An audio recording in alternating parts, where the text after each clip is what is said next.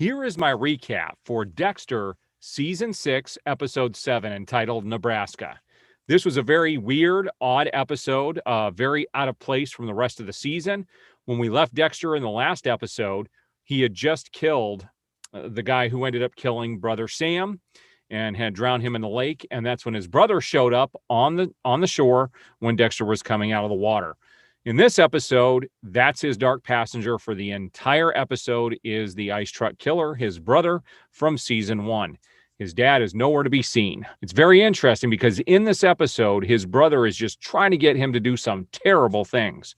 And at the very beginning of the episode, we've got Deborah who calls Dexter and says, Trinity has killed again, that he has struck his own family where they were in hiding in Nebraska. The whole family was killed, except for the son, who could have possibly ID'd Dexter as being the guy who helped them out in that one season. This got interesting because Dexter knows Trinity couldn't have done it, so he ends up taking a road trip to Nebraska to go kill the son. And when he goes there, he ends up getting a flat tire as he's coming up to like this hotel place, and he ends up kind of talking with the guy who runs the place, and they get into an altercation later because the guy finds the guns in his car, or not the guns, the knives in his car, and ends up confronting Dexter. Dexter, he says he knows Dexter found that he's growing illegal plants out in the field, and that if he wants his knives back, Dexter is going to have to pay him 10 grand. Well, Dexter wasn't willing to do that, and his brother the whole time is saying, you got to kill the guy now. You got to kill him. He's got your weapons. You're not going to get out of this. He can ID you, all this stuff. And so his brother ends up finally picking up a pitchfork and stabbing the guy in the stomach. And as the camera pans around, you see it's Dexter doing it. So he ends up having to deal with that situation there. Then he does go off to go find the son. He confronts him about what happened.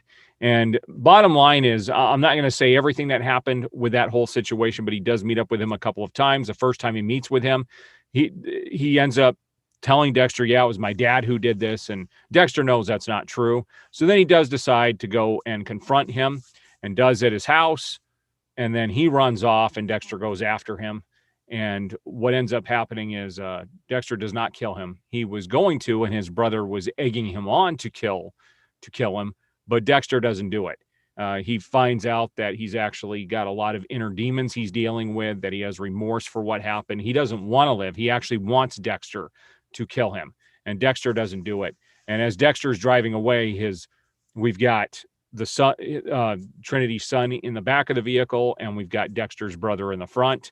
And he asks him, how am I supposed to get past this? If you're not going to kill me, how am I supposed to get past it? And that's when Dexter tells him, forgive yourself.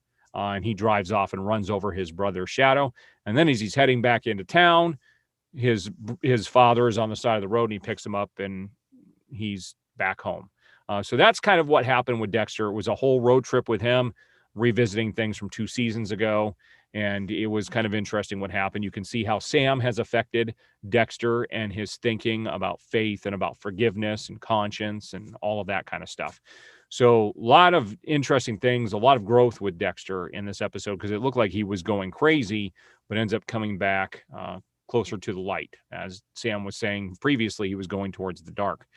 We've got Deborah, who still seems out of place being, the captain there. And she ends up having a meeting with the head of the department heads there, and they have to go over stats. And LaGuerta basically attacks her and tries to make it look like all her stats are bad because of Deborah.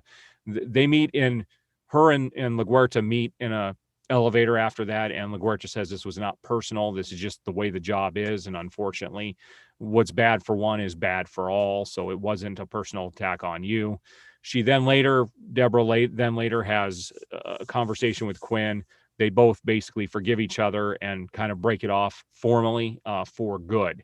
And that's kind of how we end off there. Outside of that, I don't think there's much to mention. Oh, well, we do have the what do you call it? The killers for the season, the Doomsday Killers. We've got Travis, who is trying to get away from Geller. Travis wants nothing to do with Geller anymore.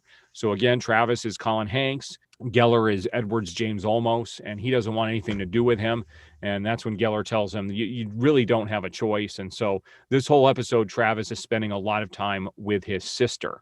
And so there really wasn't a whole lot of movement forward with that whole storyline. Again, they've been kind of like a secondary thing in the background this whole season. There hasn't been a whole lot to do with them. We do have 5 episodes left, and I will tell you there is another big reveal at the end of this season coming up, something I do remember. And so we've got 5 episodes left in season 6. We're going to see where that leads us next. I do appreciate the support. Please like the video, hit that subscribe button, the notification bell. You will be notified as I have new recaps go up. We'll see you guys on the next video.